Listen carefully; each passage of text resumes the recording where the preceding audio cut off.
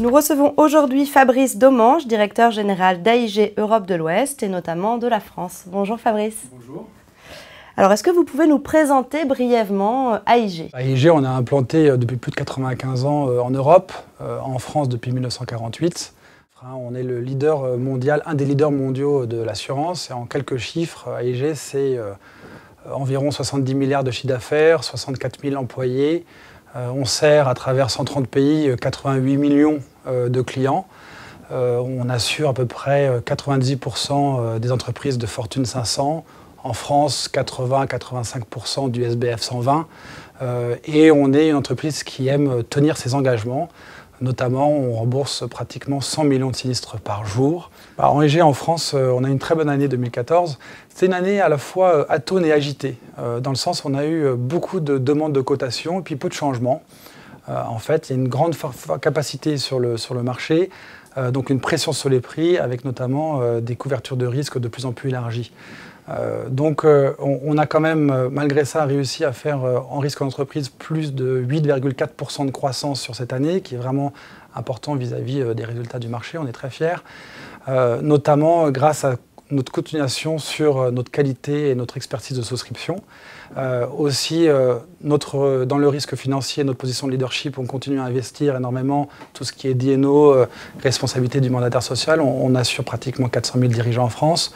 On a eu notamment aussi un nouveau risque cyber qui a vraiment pris de l'allure en 2014. On a eu à peu près le même nombre de cotations en 2014 qu'on a eu les 3 dernières années. La fraude de président aussi, il y a eu de plus en plus de cas, on a été amené. Et puis on a eu quelques regains un petit peu dans tous les autres produits des risques financiers. Aussi le dommage, j'avais dit il y a un an qu'on revenait en force sur cette ligne avec notre capacité de plus d'1 milliard. On a doublé nos équipes en dommages, notamment en risque prévention, et on a fait une croissance de 15% cette année, ce qui permet un petit peu d'avoir une relation partenariat, pas seulement une simple couverture de risque à un prix donné, mais aussi anticiper les prochains risques, aider notre partenariat à investir là où il faut pour éviter les sinistres. Après les risques financiers et le dommage, on a aussi pas mal de flottes automobiles. On a à peu près 800 000 véhicules en France, des programmes complexes, encore une fois fondés sur une expertise. On a envie de continuer aussi sur ce domaine-là. Puis on a toutes les autres lignes du risque d'entreprise, l'environnement, on est le premier assureur hors pôle, l'aviation, on a bien continué notre ascension, le transport et le trait de crédit, avec tous les défauts de paiement et les difficultés qu'il y a en ce moment liées à la crise. Donc un bilan très honorable, encore une fois plus 8,4% de croissance. Et pour la moitié de l'autre portefeuille, qui sont le portefeuille des consommateurs, d'assurance de particuliers, on assure à peu près 11 millions de consommateurs en France à travers nos programmes affinitaires. 2014 a été notamment marqué par le label que nous avons reçu en tant qu'assureur FG2A Bureau Veritas, qui est pour nous un gage de reconnaissance de qualité. Très bien, une belle année 2014. Et alors pour 2015, quelles sont les perspectives d'AIG? 2015, on voit encore, à notre avis, une forte capacité sur le marché, donc on va avoir les mêmes soucis de problématiques. C'est important d'avoir donc continué notre expertise de souscription. AIG tient ses engagements, ses promesses. Quand on parle de croissance, par exemple, en 2014 à 8,4%, j'insiste, c'est une croissance profitable. On va continuer à investir en innovant, notamment le cyber, sortir des nouveaux textes, les autres lignes de produits aussi, pareil.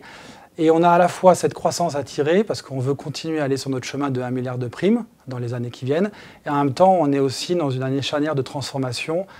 Notre but est de toujours apporter une qualité de service à nos clients vraiment au-delà des standards de marché. Donc on se réorganise, notamment en service finance, en service opération et sinistre, pour vraiment toutes les tâches qui ne sont pas directement liées avec le courtier ou le client. Et donc on a une année charnière à gérer entre une belle croissance profitable et de la transformation. Et alors en ce qui concerne les risques managers, quels sont selon vous les principaux enjeux? Un risk manager, c'est un métier de plus en plus difficile. Et d'ailleurs, je les salue parce qu'on a un très très bon rapport et une équipe avec nos équipes AIG. Difficile parce que ils ont d'abord, c'est plus simplement l'acheteur de l'assurance pour un certain prix. Ils ont toujours cette contrainte budgétaire qui leur pèse par rapport à la situation économique aujourd'hui. Mais ils doivent montrer une polyvalence qui n'existait pas auparavant.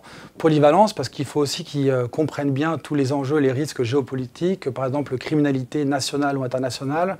On voit le nombre de fraudes qui augmente, le kidnapping, le terrorisme, tous les problèmes liés à la situation économique, de défaut de paiement et tout. le risk manager maintenant est de plus en plus amené et travaille en collaboration étroite avec les conseils d'administration. C'est un métier qui est de plus en plus lié sur l'expertise et la polyvalence, d'où la nécessité d'ailleurs pour le risk manager de s'accompagner d'un partenaire courtier très fort qui comprenne bien et d'un assureur qui soit à la fois flexible et agile et compréhensible. Je ne devrais pas le dire, mais je pense que AIG répond à cette attente. Très bien. Je vous remercie beaucoup Fabrice pour cet entretien. Merci beaucoup.